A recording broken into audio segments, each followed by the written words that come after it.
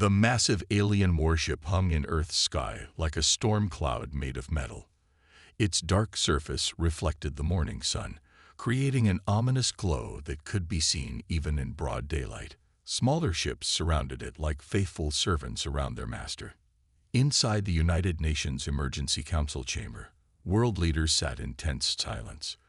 The large screen before them showed the alien commander, tall and imposing with gray-blue skin and 4 piercing eyes. His uniform bore marks that even humans could recognize as military decorations. People of Earth, the commander's voice boomed through the speakers, translated in real time by their universal translators. I am Fleet Commander Stone of the Galactic Defense Force. Your planet sits on an important trade route, and we require your immediate surrender. You have 1 hour to comply. General Thompson, the chosen representative for Earth's military forces, stood up. He was an older man with white hair and a calm face that showed years of experience. And if we refuse? He asked, keeping his voice steady and professional. The alien commander's upper eyes narrowed. Then we will have no choice but to deploy our most effective weapon. He paused for effect. We will unleash the beast. The room stayed quiet, but not from fear. Most of the leaders looked confused, some even seemed amused. General Thompson cleared his throat. Could you tell us more about this beast? The beast is the most feared creature in our galaxy. Commander Stone's voice rose with pride and threat. It has destroyed entire military units. Its kind has haunted our species for generations. No armor can withstand its power. No soldier can face it without trembling. General Thompson nodded slowly. I see. And how big is this beast? It stands as tall as 3 grown warriors. The commander held up his hand to show the measurement, roughly equivalent to 4 feet in human terms. Its mouth holds teeth sharper than our finest blades, and its speed is unmatched. A smile tugged at the corner of General Thompson's mouth, but he kept his face mostly serious. Would you be willing to show us an image of this beast? The alien commander pressed something on his control panel. The screen split to show a creature that made several council members cover their mouths, not in horror, but to hide their grins. The beast looked surprisingly familiar to Earth's inhabitants. You have 1 hour, Commander Stone repeated, mistaking their reactions for fear. Surrender, or we will drop the beast at your largest military installation. Its feeding frenzy will serve as an example to all who dare resist. The transmission cut off. The room remained silent for several more seconds before someone in the back couldn't hold it anymore and let out a small laugh.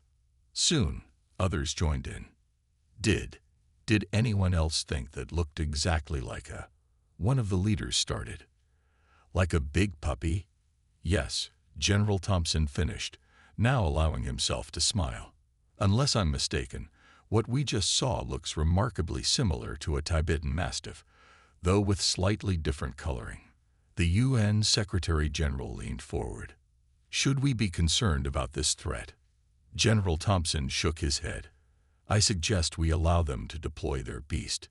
In fact, I volunteer my base for the demonstration.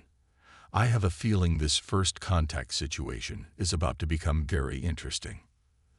They spent the next hour preparing, not for battle, but for something entirely different. General Thompson made several calls to the base, instructing them to prepare specific equipment: tennis balls, rope toys, treat bags, and several professional dog handlers. As the hour deadline approached, Commander Stone's face appeared on the screen again. Have you reached your decision? General Thompson stood tall. We have, Commander.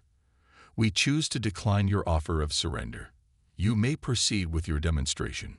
The alien commander's face showed satisfaction. Very well. You leave us no choice. The beast will be deployed in exactly 10 minutes. May your gods have mercy on your souls. As the transmission ended again, General Thompson turned to his fellow leaders with a twinkle in his eye. Well, ladies and gentlemen, I believe we're about to make history, just not in the way our alien friends expect. Now, if you'll excuse me, I need to make sure we have enough dog treats at the base." The military base buzzed with unusual activity. Instead of loading weapons or preparing defenses, soldiers gathered around monitors with excited whispers and barely hidden smiles. General Thompson stood in the command center, watching the massive alien pod descending from the mothership. "All units in position," he asked, adjusting his collar. Behind him, several screens showed different areas of the base. One screen displayed the landing zone, where a special team waited, not in combat gear, but in standard uniforms with treat pouches clipped to their belts.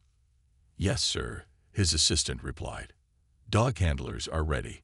We've set up cameras to broadcast everything live across all major networks." The alien pod, black and covered in warning symbols, descended slowly through the atmosphere. It was much larger than necessary for its cargo, clearly designed to intimidate. Red lights flashed along its surface as it approached the designated landing zone. Up in orbit, Commander Stone watched with satisfaction. "Begin the global broadcast," he ordered. "Let all humans witness the power of the beast." His crew worked quickly, hacking into Earth's communication networks to ensure everyone would see the demonstration. The pod landed with a dramatic hiss of steam and hydraulics. Warning sirens blared from its surface, and more red lights began flashing. The alien commander's voice boomed across the base. "Behold, humans. Witness the creature that has terrorized the greatest warriors of the galaxy." General Thompson pressed a button on his console. "We're ready, Commander. Release your beast." The pod sides began to lower, creating ramps to the ground. More steam poured out, and a low growling sound emerged from within. The cameras zoomed in, broadcasting to billions of viewers worldwide. A shape moved in the mist. The growling grew louder. Then, out of the fog, emerged exactly what General Thompson had expected. The beast stood about 4 feet tall at the shoulder, with thick, fluffy fur and shades of blue-gray. Its face was broad and powerful, with intelligent eyes and a wet nose that sniffed the air curiously. Despite its impressive size, anyone from Earth could see it was essentially a very large puppy, perhaps 8 months old. "Begin the attack," Commander Stone's voice commanded. The beast looked around, wagged its tail, and let out an excited woof. In the command ship, the alien crew watched in horror as Master Sergeant Kelly, one of the dog handlers, stepped forward. Instead of running away or showing fear, she did something incomprehensible. She smiled and held out her hand. "Come here, sweetie," she called in a friendly voice. "Who's a good boy?" The beast's tail wagged faster.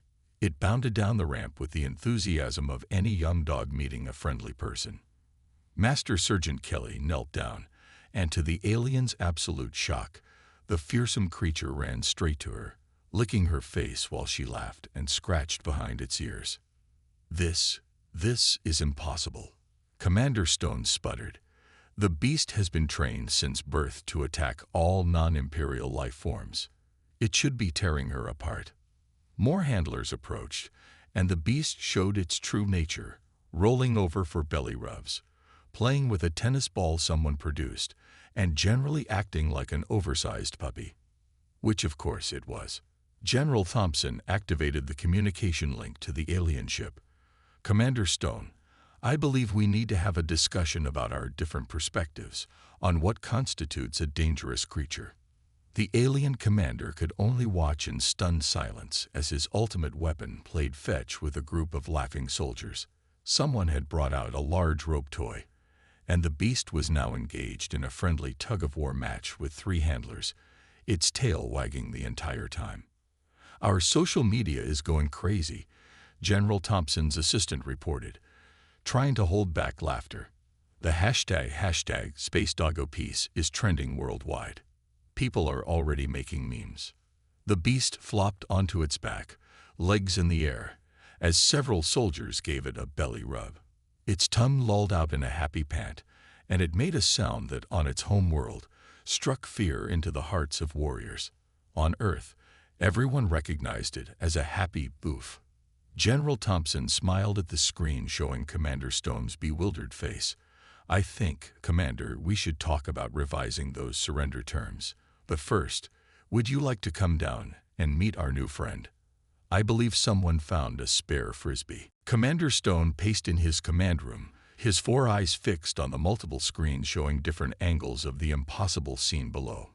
His most feared weapon, a creature that had sent battle-hardened warriors running in terror, was now wearing something the humans called a bandana and happily catching treats in its mouth. "Pull up the historical records," he ordered. A large screen flickered to life, showing images from his home world. The photos and videos displayed scenes of destruction, knocked over buildings, scattered army units, and chaos in the streets. But now, looking at these records with fresh eyes, something seemed different. "Enhance that image," he pointed to one particular scene. The computer zoomed in on what had been labeled as beast-destroying military equipment. In the enhanced version, it was clearly visible that the creature was playing with the vehicles like toys. "Sir," his science officer spoke up, "I've been analyzing the human data networks. You need to see this." New images appeared on the screens, thousands of them. Pictures and videos of creatures remarkably similar to their beast, living with humans in their homes. The images showed these creatures in various sizes, from tiny ones that could fit in human hands to some even larger than their beast. They were sleeping in beds, riding in vehicles, wearing clothes, playing with children, and even working alongside humans in various jobs.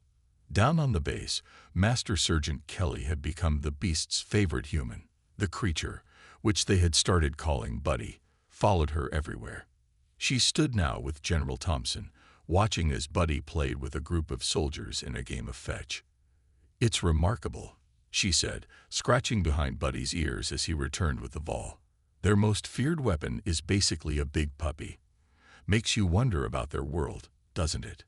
General Thompson nodded thoughtfully. "Their fear must come from somewhere. Maybe we should show them." He pulled out his phone and made a call. An hour later, a civilian vehicle arrived at the base. From it emerged Mrs. Wilson, the local dog trainer, along with her therapy dogs, a golden retriever, a German shepherd, and a tiny corgi. Buddy's tail began wagging even faster at the sight of other dogs. Up in the command ship, Commander Stone watched in growing confusion as the new creatures approached their beast. Instead of a fight breaking out, they began playing together, running and jumping in what appeared to be some sort of social bonding ritual. "Sir," his cultural officer reported, "I found something disturbing in the human historical records. They'd been living with these types of creatures for over 15,000 years. They call them dogs and consider them friends. Impossible," Commander Stone declared, but his voice held a note of uncertainty.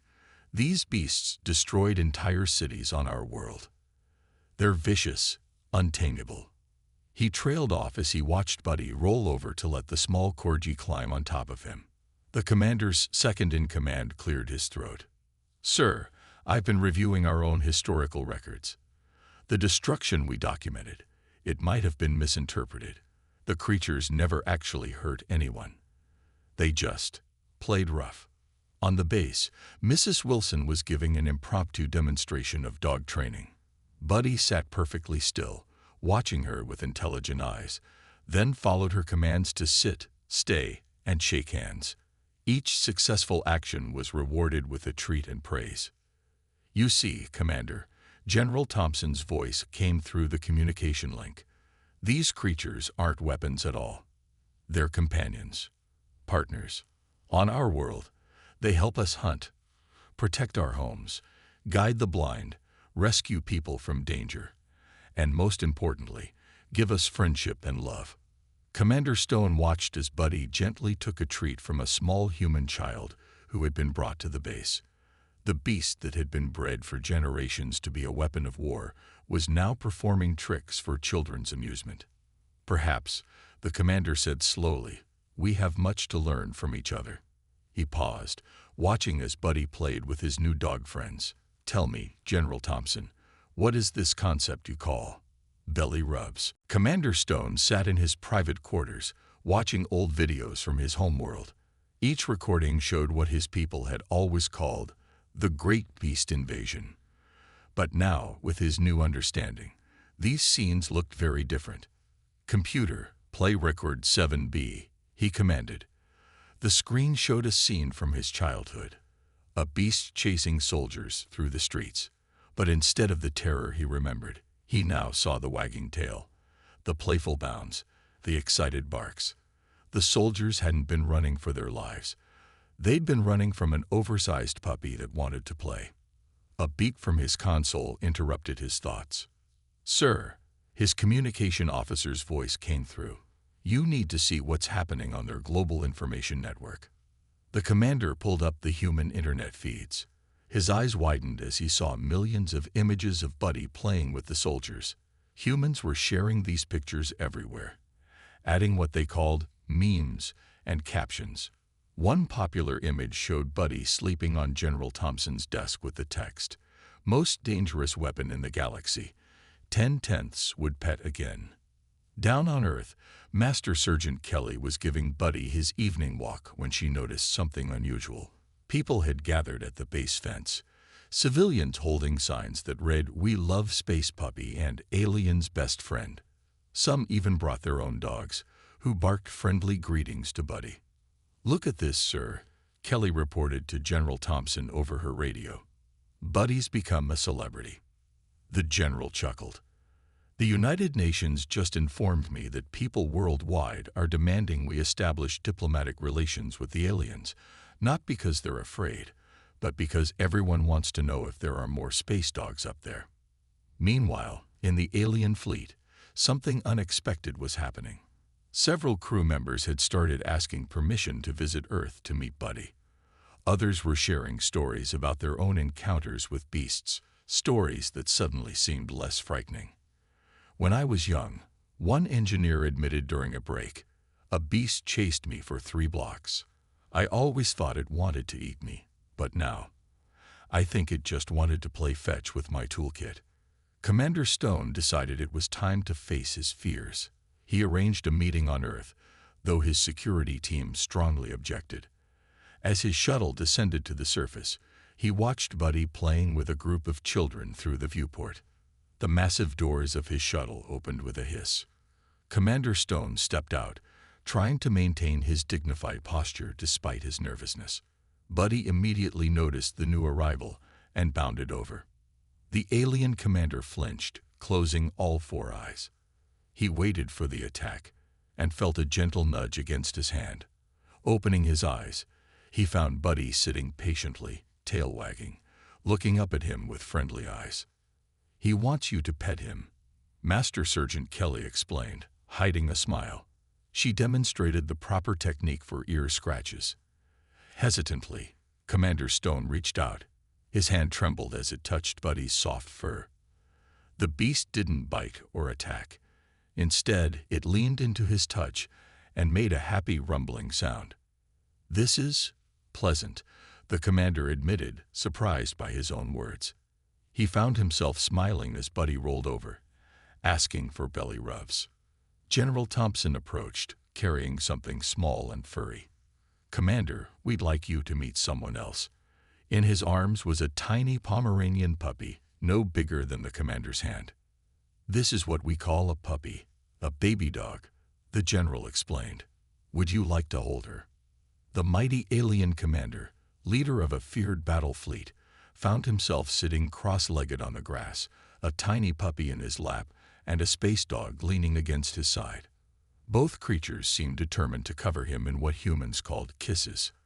Up in the fleet, the crew watched their commander through security feeds. The sight of their fearsome leader getting puppy kisses was the final proof. Perhaps it was time to revise everything they thought they knew about these terrible beasts. General Thompson stood before the United Nations Assembly, Buddy sitting calmly at his side. On the large screen behind them, Commander Stone watched from his ship, a small Pomeranian puppy now permanently stationed on his command chair. "Ladies and gentlemen," the general began, "I believe it's time we showed our alien friends the full extent of humanity's relationship with these fearsome beasts." He nodded to his assistant, who started a presentation. Images began flashing across the screen. A German shepherd leading a blind person through a busy street, a Labrador pulling a drowning child from a river, a small terrier sniffing out hidden explosives, a St. Bernard carrying supplies to stranded hikers. Commander Stone leaned forward, all four eyes wide with amazement. Your people trust these creatures with your lives. More than that, General Thompson replied. We trust them with our children, our homes, and our hearts. And now, Commander, we'd like to show you something that might explain why your species feared them so much. The next image showed a wolf, fierce, wild, and proud. This is what dogs descended from on our world. We call them wolves. They were once feared by humans too, until we learned to understand them, to work with them, to become friends. The alien crew watched in silence as more images appeared, ancient cave paintings showing humans hunting alongside wolves, historical photos of working dogs on farms, modern pictures of police dogs, therapy dogs, and beloved family pets. Your beast species likely followed a similar path on your world, a human scientist explained. They're pack animals, social creatures. What you saw as aggressive behavior was probably their attempt to play, to join your pack. Commander Stone remembered the old videos he'd watched, seeing them in yet another new light. The beasts always did try to approach our settlements in groups, he admitted. We thought they were hunting parties. They were families. Master Sergeant Kelly finished, scratching Buddy's ears. Just like wolf packs, just like our dog families here on Earth. The commander's Pomeranian yapped in agreement, causing several crew members to jump. They were still getting used to having a tiny beast on the bridge. Down in the assembly hall, a group of dog trainers had arrived with various breeds. Massive Great Danes, tiny Chihuahuas, fluffy Samoyeds, sleek Greyhounds. Each dog demonstrated their skills, from basic obedience to complex tasks. Your beast, General Thompson continued, shows all the classic traits of what we call working breeds. Intelligent, eager to please, social, and very trainable. With proper care and training, they could be invaluable allies rather than feared enemies. Commander Stone watched as Buddy performed a series of commands, working perfectly alongside the Earth Dogs. The creature that his people had bred to be a weapon was now demonstrating search and rescue techniques with a team of working dogs. There's more, the general added. Our medical teams have analyzed Buddy's DNA. He's remarkably similar to several Earth Dog breeds. We believe we can help your people understand and train these animals, turn fear into friendship. In the alien fleet, something unprecedented was happening. Crew members were gathering in viewing halls, watching the Earth broadcasts with growing interest. Some had even started asking about dog training techniques and proper pet care. Commander Stone looked down at his Pomeranian, who had fallen asleep in his lap. Just days ago, he would have found it impossible to imagine being comfortable around any beast, let alone keeping one as a companion. Now, General Thompson, he announced, I believe it's time we discussed a different kind of relationship between our peoples. Not one of conquest, but of cooperation. Would your dog trainers be willing to visit our world? The general smiled. Better yet, Commander, we'd like to invite your people to attend what we call puppy training classes. Let's start at the beginning. As if understanding the historic moment, Buddy stood up and offered his paw to Commander Stone's video image. The gesture, simple but powerful, was broadcast across both Earth and the alien fleet. The feared beast invasion had become what humans called a play date, and no one could be happier about it. The scene at the newly established Interspecies Canine Training Center was unlike anything either humans or aliens had ever seen before. In a large grassy field, Commander Stone sat cross-legged on the ground, surrounded by a group of eager puppies. His formal military uniform was covered in dog hair, and he couldn't have looked happier. Remember, Mrs. Wilson called out, walking among the mixed group of human and alien students. Treats are rewards, not bribes. Wait for the good behavior, then reward it. The commander nodded seriously. holding a treat above a small beagle puppy's head. "Sit," he commanded, using the technique he'd learned. The puppy sat perfectly, tail wagging. "Good girl," he exclaimed, using all four eyes to watch as she gently took the treat from his hand. Nearby, Buddy had taken on an unexpected role. The once feared beast had become a teaching assistant of sorts, demonstrating proper behavior for the younger dogs and helping the alien visitors feel comfortable around Earth's canines. "It's remarkable," General Thompson said, watching from the observation area. "6 weeks ago, they were ready to invade us. Now they're taking puppy training classes." Master Sergeant Kelly stood beside him, smiling as she watched an alien scientist cautiously playing fetch with a golden retriever. The latest reports say over 300 families from their world have applied to adopt Earth dogs. Inside the training center's main building, more history was being made. A team of human and alien scientists worked together, studying the DNA of both Earth dogs and the alien beasts. The similarities were stunning. "Look at this," a human geneticist pointed to a display. "The social bonding centers in their brains are nearly identical to our dogs. Your people didn't create weapons. You accidentally bred the perfect companions." The alien scientists were especially fascinated by Earth's various dog breeds. The idea that one species could be shaped into so many different forms, each with unique skills and purposes, was revolutionary to them. Out in the field, something unusual caught everyone's attention. Commander Stone's Pomeranian, whom he'd named Starlight, had wandered over to where Buddy was resting. The tiny dog and the massive beast looked at each other for a moment. Then, to everyone's amusement, Starlight started teaching Buddy a game she'd invented involving a ball and a lot of spinning. "Sir," an alien officer approached Commander Stone, trying to maintain a serious expression despite the puppy now climbing up his leg. "The High Council has sent their response about the Earth Dogs adoption program." The commander looked up, still scratching behind a lab puppy's ears. "And they've approved it, sir, with one condition." The officer couldn't help smiling. "They want their own training center, and they specifically requested Mrs. Wilson as the head trainer." Mrs. Wilson, overhearing this, looked surprised but pleased. "Well," she said, watching as Commander Stone now had 3 puppies competing for his attention, "I suppose I could pack my bags. But they'll need to build a proper dog park." "Already planned," the officer replied, "along with what humans call a pet store and a grooming salon."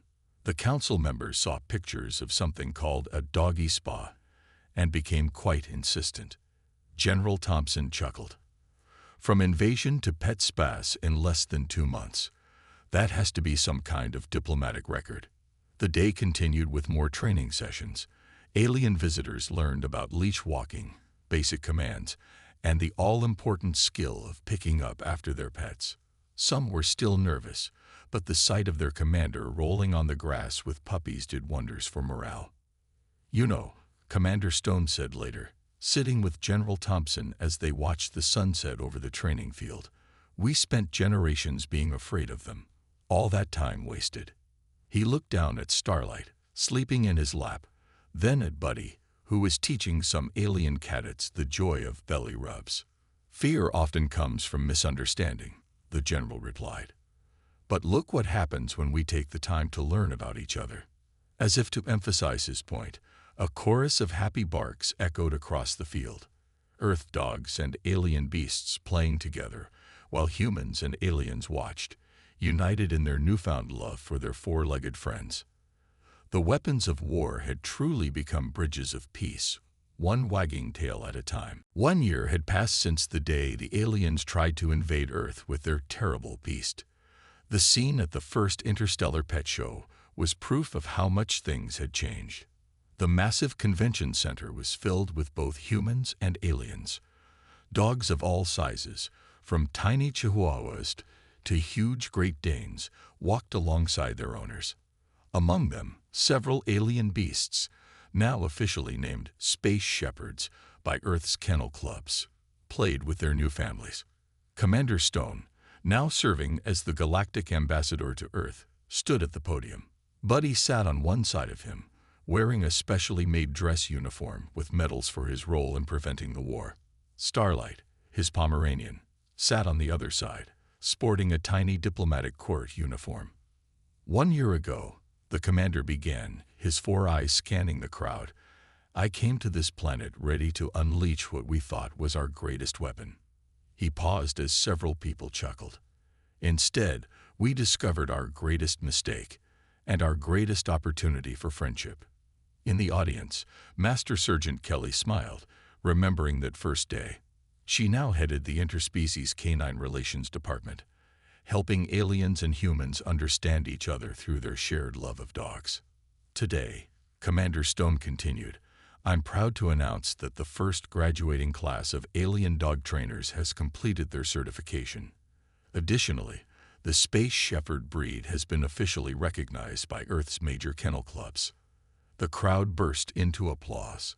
Several Space Shepherds barked happily, starting a chain reaction of barking that had both humans and aliens laughing. But there's more, the commander added, grinning. Our scientists have made an amazing discovery in the ruins of our ancient cities. It seems that, just like on Earth, our ancestors once had a close relationship with these creatures. The fear and misunderstanding came much later. General Thompson, sitting in the front row with his newly adopted Space Shepherd puppy, nodded. The archaeological findings had proven that the aliens' distant ancestors had worked alongside the beasts, just as ancient humans had worked with wolves. And so, Commander Stone announced, we're not just celebrating a pet show today. We're celebrating the restoration of a friendship that spans 2 worlds and thousands of years. As if on cue, Buddy stood up and demonstrated some of the new commands that combined both Earth dog training and alien beast traditions. The crowd watched in amazement as he performed complex tasks that showed both intelligence and gentleness. Mrs. Wilson, now the head of the Interstellar Dog Training Academy, stepped forward. We've learned so much from each other, she said. Earth dogs have helped aliens overcome their fears, and Space Shepherds have taught us new things about canine intelligence and capabilities. The ceremony continued with demonstrations from various dogs and their handlers. One particularly touching moment came when a young alien child, once terrified of all dogs, walked into the ring with her Earthborn golden retriever. Together, they performed a perfect obedience routine. The galaxy has changed, Commander Stone concluded. Thanks to what humans call puppy love, we've turned centuries of fear into a future of friendship. Our trade routes are now pet supply routes. Our military kennels are now training schools. And our weapons, he looked down at Buddy with all 4 eyes smiling, are now our best friends. After the ceremony, at the celebration party, humans and aliens mingled freely. Dogs of both worlds played together in specially designed park areas. Puppies from Earth were meeting Space Shepherd puppies, creating adorable scenes that were being shared across 2 worlds' social media. General Thompson found Commander Stone at the punch bowl, trying to keep Starlight from stealing snacks. You know, the general said, when you first appeared in our skies, I never thought it would end like this. The commander laughed, finally giving in and letting Starlight have a small treat. Indeed, we came looking for conquest and found friendship instead. Though I must admit, these Earth delicacies you call dog biscuits are quite expensive to import. Buddy, who had been playing with a group of puppies, came over and sat between them. Here was the terrible beast that had brought 2 species together, now wearing a bow tie and party hat. As the celebration continued, everyone agreed on one thing. Sometimes the best way to make peace isn't through weapons or wars, but through wet noses and wagging tails.